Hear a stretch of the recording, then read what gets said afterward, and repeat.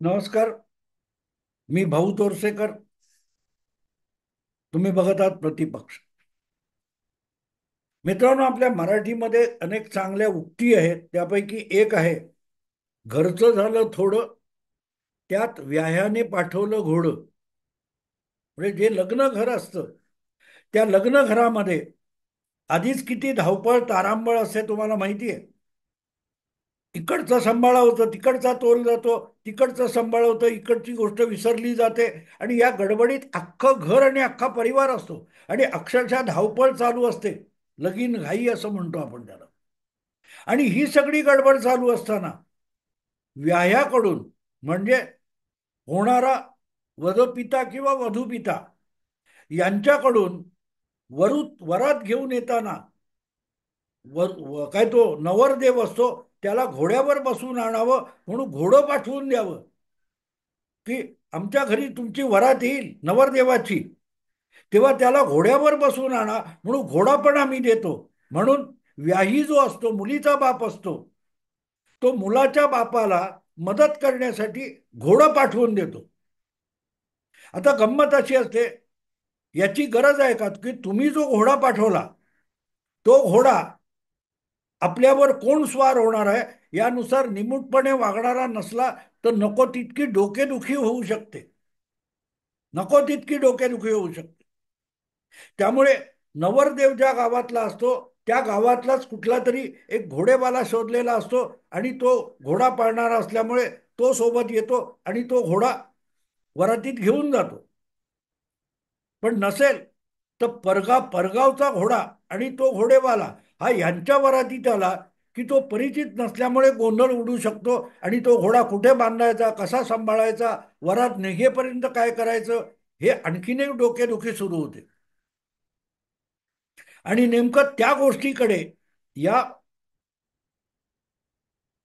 उक्तीने आपलं लक्ष वेधलेलं आहे. घरचं झालं थोडं आणि व्याह्यानी पाठवलं घोडं. ज्या काही गुन्हे कायदेशीर गोष्टी चालू असतात, त्यामध्ये विविध राजकीय पक्षांच्या दबावाखाली प्रशासन यंत्रणेला काम करावं लागत असतं. राजकारणामध्ये, लोकशाही राजकारणामध्ये एक पक्ष सत्तेत असतो आणि दुसरे किंवा तीन चार पक्ष विरोधी राजकारणात असतात. अशा वेळेला प्रशासनावर सत्तेत बसलेल्या पक्षाचा अधिकार चालू असतो. सत्तेतला नेता असतो, तो मुख्यमंत्री, गृहमंत्री वगैरे वगैरे बनतो आणि त्याचे आदेश पोलिसांना लागू होत असतात. पण मग तो आपल्या राजकीय मतलबानुसार आणि स्वार्थानुसार जर प्रशासकीय कामकाजात ढवळाढवळ करत असेल तर त्यावर आक्षेप घेणं हे विरोधात बसलेल्या राजकारण्यांचं, पक्षांचं कामच असतं. ते चूक आहे असं मी बिलकुल म्हणणार नाही. पण त्यांनी जे काय काम करायचे ते काम होत असताना त्यामध्ये आक्षेपार्ह किंवा काही गफलतीचं होत असेल तर तुम्ही आक्षेप घेणं, पुढे जाणं, हस्तक्षेप करणं अजिबात योग्य आहे. पण जिथे काम चालू आहे त्याविषयी आधीच शंका घ्यायच्या आणि नाना पद्धतीने त्यामध्ये गदारोळ उडवून द्यायचा, अशी जेव्हा परिस्थिती सुरू होते तेव्हा सत्ताधारी बाजूला राहतात, राजकारणी बाजूला राहतात, विरोधी पक्ष बाजूला राहतात आणि मधल्यामध्ये ही जबाबदारी पार पाडणारी जी प्रशासकीय यंत्रणा असते, ती यंत्रणा, हे शब्दामध्ये यंत्रणा असली तरी त्यात वावरणारी आणि आपलं डोकं चालवून काम करणारी ही सुद्धा माणसं असतात. आणि आरोपांनी, प्रत्यारोपांनी किंवा संशयाच्या गदारोळाने ही माणसं सुद्धा विचलित होऊ शकतात. पोलीस किंवा प्रशासकीय यंत्रणा यांच्याकडे काय जादूटोणा नसतो की त्यांनी ठरवलं की बरं इथे खून झाला, 2 दिवस झाले, 2 तास झाले, एक माणूस अपहरण झालं, त्याचे अजून आरोपी पकडले गेले नाहीत, असं जेव्हा बोलतात तेव्हा काय जादूटोणा असतो का? एखाद्या ठिकाणी गुन्हा घडणार आहे असं पोलीस अधिकाऱ्याला स्वप्न पडतं का की तो गुन्हा घडताना तो त्या जागी उभा राहील आणि गुन्हा घडता घडता रंगे हात आरोपीला पकडेल? असं नसतं. असं नसतं. ती पण माणसं असतात. सत्तेतली असो, विरोधातली असो किंवा प्रशासनातली असो, ती सुद्धा माणसं असतात आणि ती त्यांच्या क्षमतेनुसार काम करत असतात. एकाच वर्गामध्ये 50 मुलं असतात, त्यातला एक मुलगा पहिला येणारा असतो आणि दुसरा मुलगा असतो तो 50वा सुद्धा येणारा असतो, पण वर्गात एकाच बसतात. आणि म्हणून पहिला येणारा जो मुलगा आहे त्याची जी अभ्यास करण्याची क्षमता आहे किंवा प्रश्नांची उत्तरं देण्याची क्षमता आहे, तीच क्षमता 50व्या मुलाकडून पण आपण बाळगायला लागलो तर आपण मूर्ख असतो, तो मुलगा अज्ञ नसतो, अडाणी नसतो. आणि म्हणून त्याच्या परीने त्याला परीक्षा उत्तीर्ण होण्यासाठी अभ्यास करायला लावणं, शिकवणं हे आपल्या हाती असतं. पण रेटून रेटून त्याला पुढे करणं आणि त्याच्याकडून नको तितक्या अपेक्षा बाळगणं आणि त्या अपेक्षांचा बोजा त्याच्या डोक्यावर चढून त्याला अधिकाधिक निकामी आणि खच्ची करून टाकणं, याला मी गुन्हा मानतो. हे सगळं मी त्या बीड परभणीपासून सैफपर्यंतच्या प्रकरणामध्ये बोलतोय की आजकाल पत्रकारिता अशी होऊन बसली आहे की बातम्या बातम्या ज्या प्रकारे रंगवल्या जातात, जणू काय जगातले चांगले वाईट कुठलेही प्रसंग घडतात, हे प्रसंग हे बातम्या देण्यासाठी घडतात. अदरवाईज त्याची गरज नसते. जसं आपण बघतो, चित्रपट बघतो, नाटक बघतो, त्या नाटकामध्ये जी वेगवेगळी पात्र असतात त्यांच्यामध्ये आपसात ज्या घटना घडतात, संवाद होतात, हे संवाद समोर जमलेल्यांना समोर जमलेल्यांचं मनोरंजन करण्यासाठी असतात, प्रत्यक्ष घडत नसतात. एक कथाकल्पना असते, त्याच्या आधारे हे नाटक रंगवलेलं असतं, एखादी मालिका किंवा चित्रपट तयार केलेला असतो. पण त्या घटना प्रत्यक्षात घडतात असं नाही.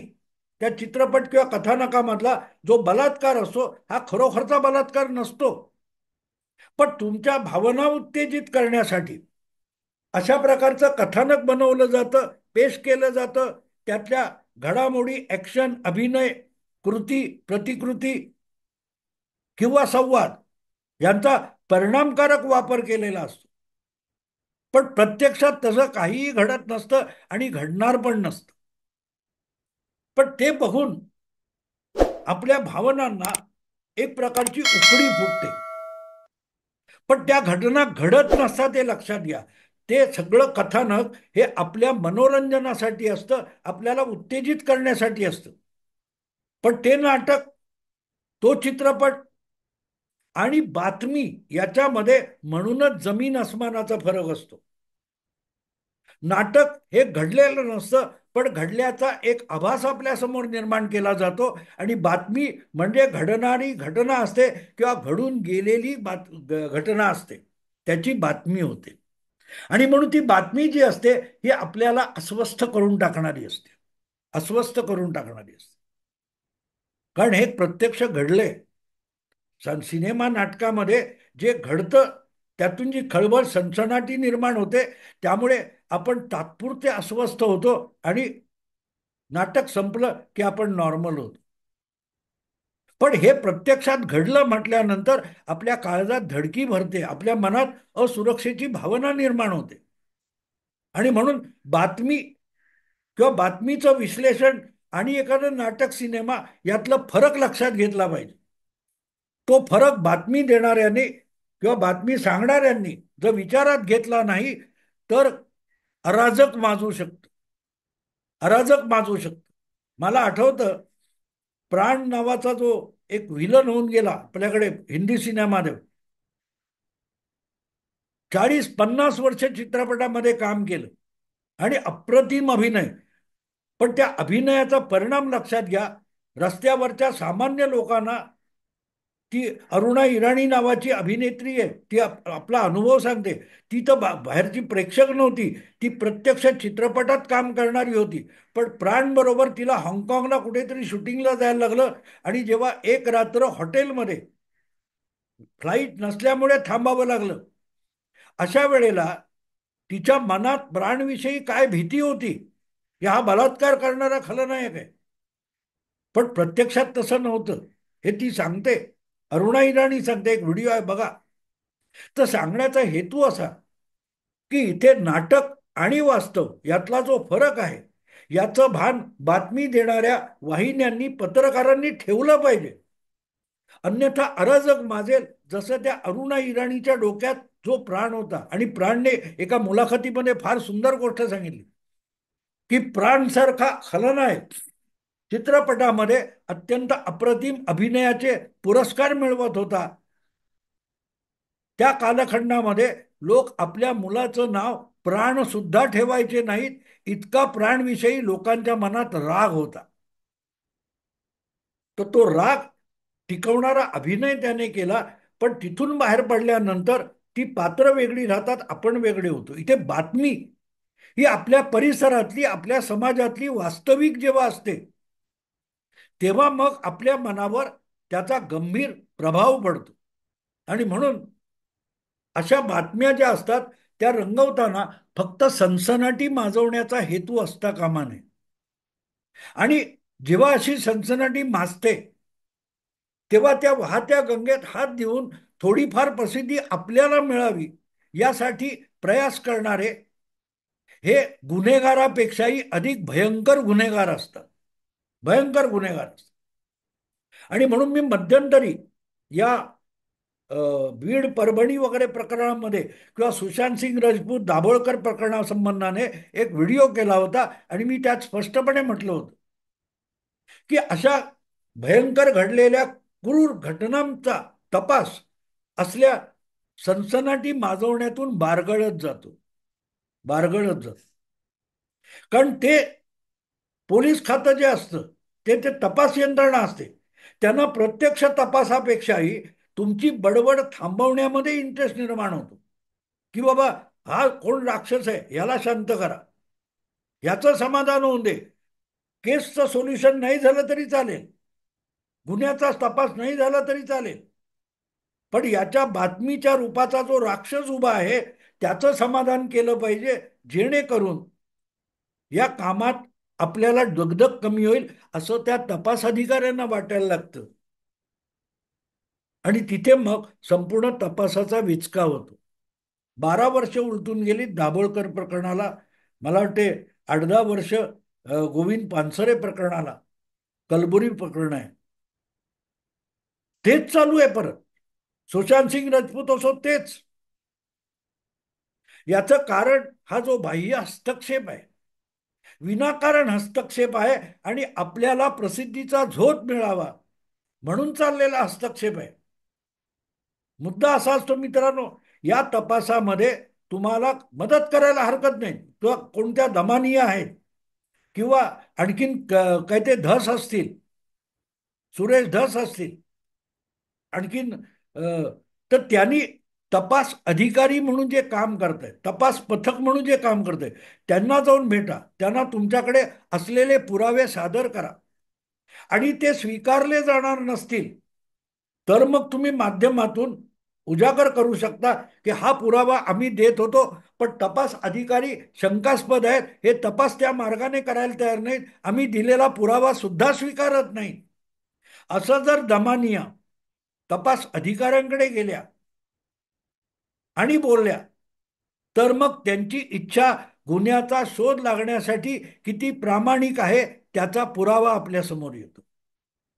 पण तपास अधिकारी, तपास पथक त्यांच्याकडे जायचं नाही आणि रोजच्या रोज नवनवे गौप्यस्फोट माध्यमातून करायचे, जेणेकरून माध्यमांच्या चॅनेलच्या स्क्रीनवर, कॅमेरावर आपला चेहरा येईल. इथे तुमच्या हेतूविषयी शंका निर्माण होते. आणि हे थोडं धस होते, अंजली दमानिया होत्या, ते कमी होतं का काय, म्हणून आता तृप्ती देसाई त्याच्यात घुसलेल्या आहे. ही अशी जी पात्र असतात, ही पात्र समाजातल्या गंभीर, आता अनिल गलगली नावाचे ग्रस्त आहेत, हे माहिती अधिकारामध्ये अत्यंत किचकट अशी माहिती शोधून काढतात. पण आपण त्यांचा चेहरा किती बघतो. गेल्या 8-10 वर्षामध्ये अनिल गलगलींनी अक्षरशः शेकड्यांनी भ्रष्टाचार बाहेर काढलेत, गुन्ह्यांची माहिती चव्हाट्यावर आणलेली आहे. पण कुठच्याही टीव्ही चॅनेलवर वगैरे आपल्याला अनिल गलगली यांचा चेहरा किती वेळा दिसतो. कारण त्यांना तो भ्रष्टाचार थांबवला जावा, त्याचा तपास व्हावा, चौकशी व्हावी, जनतेची चाललेली लूट थांबावी, याविषयी त्यांचे हेतू प्रामाणिक आहे. आपल्याला प्रसिद्धी मिळावी हा त्यामागचा हेतू नाहीये. चॅनेलला काय ते मुद्दा मिळायला हरकत नाही, पण हा भ्रष्टाचार थांबला पाहिजे हा त्यांचा हेतू असतो. आणि म्हणून अनिल गलगली, असं मी तुम्हाला नाव सांगितलं, तुम्हाला पटकन टीव्ही बघणाऱ्यांना सुद्धा अनिल गलगलीचा चेहरा आठवणार नाही. पण जर यादी काढायला जाल तर तुम्हाला दिसेल अक्षरशः शेकडोनी भ्रष्टाचार आणि गुन्हेगारी स्वरूपाचे भ्रष्टाचार अनिल गलगलीच्या या माहिती अधिकाराच्या वापरामुळे चव्हाट्यावर आलेले. पण त्यांनी कधी या विषयातून सनसनाटी माजवली आणि प्रसिद्धीचा हव्यास धरला असं तुम्हाला दिसणार नाही. आणि या तुलनेमध्ये या तुलनेमध्ये तुम्ही अंजली दमानिया आणि आता नव्याने त्या शर्यतीत उतरलेल्या तृप्ती देसाई यांच्याकडे बघा, मग तुम्हाला कळेल या लोकांना त्या विषयात तपास होण्याची इंटरेस्ट नाहीये. आपल्याला प्रसिद्धी मिळावी ही अनिवार्य इच्छा त्यांना समाजसेवेत घेऊन आलेली आहे. समाजसेवेत घेऊन आलेली. मुद्दा असा असतो मित्रांनो, की हे सगळं करून तुम्ही तपास कामाचं किंवा चौकशीचं घोटाळा करता, गडबड करता आणि लक्ष जेव्हा विचलित होऊन जातं तेव्हा खरा तपास होऊ शकत नाही, ही वस्तुस्थिती आहे. वस्तुस्थिती आहे. ज्या ज्या विषयांची प्रचंड सनसनाटी माजवली गेली, त्या सनसनाटीने लोकांना अस्वस्थ करून सोडलं हे सत्य आहे.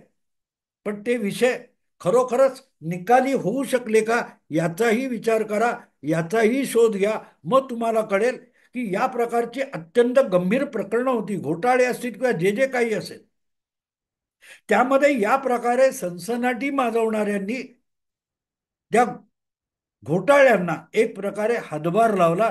त्यातले खरे आरोपी समोर येऊ दिली नाही. तेलगी तेलगी प्रकरण या किती गाजलं. भुजबळ सारख्या उपमुख्यमंत्र्याला, गृहमंत्र्याला पदावरून पायउतार व्हावं लागलं. अनेक IPS अधिकारी तुरुंगात गेले. पुढे काय झालं त्या तेलगी प्रकरणाचं? सनसनाटी माजवणाऱ्यांनी माजवली. पुढे काय झालं? काही नाही. असे कितीतरी प्रकार तुम्हाला सांगता येतील. आणि म्हणून मुद्दा असा येतो की हा तपास, म्हणून तुमचे हेतू प्रामाणिक असतील तर तुम्ही मीडियाकडे जाण्याच्या आधी या विषयात तपास करणारे जे अधिकारी आहेत त्यांच्याकडे जा. त्यांच्याकडे जा. आणि ज्या वेळेला हे सगळं आज मोठं बीड आणि सगळ्या प्रकरणात बोलणारे लोक हे सुशांत प्रकरणी, दिशा सालियन प्रकरणी किंवा साधूंच्या हत्याकांड प्रकरणी चिडीचूप बसले होते, तेव्हा त्यांच्या आजच्या हेतूबद्दल राजकीय शंका घेण्याला पर्याय उरत नाही. पण तेही मी सांगतो, तुम्ही राजकारणी व्हा, काही अडचण नाही.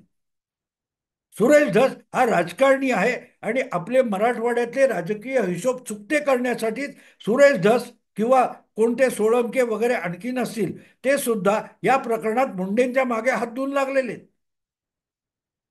पण राजकारणात राहायचं नाही आणि याच्यानं त्याच्या सुपाऱ्या घेऊन या प्रकारचे संभ्रम निर्माण करायचे, सनसनाटी माजवायची, यातून त्या विषयाचं वाटोळं होतं, चुथडा होऊन जातो, हे आक्षेपार्ह आहे. आणि आता याच्यात पडल्याने तो तृप्ती देसाई आता तिकडे घुसलेले आहेत. आजपर्यंत अंधश्रद्धेच्या मागे लागल्या होत्या, आता त्यांना हे नवीन एक हे मिळालेले. असो मित्रांनो, असं हिंदीमध्ये म्हणतात, गाव नाही बसा लुटेरे आ गए. हिंदीमध्ये हे की गाव वसलं नाही, त्या गावाने संपत्ती निर्माण केली नाही, त्याच्या आधीच दरोडेखोर यावेत असं म्हणतात ना, त्या प्रकारचा हा सगळा खेळ आहे. आणि त्या बघून खेद होतो आणि त्याकडे लक्ष वेधावं लागतं. असो, आवडलं लाईक करा, शेअर करा, प्रतिपक्षाला सबस्क्राईब करा. नमस्कार.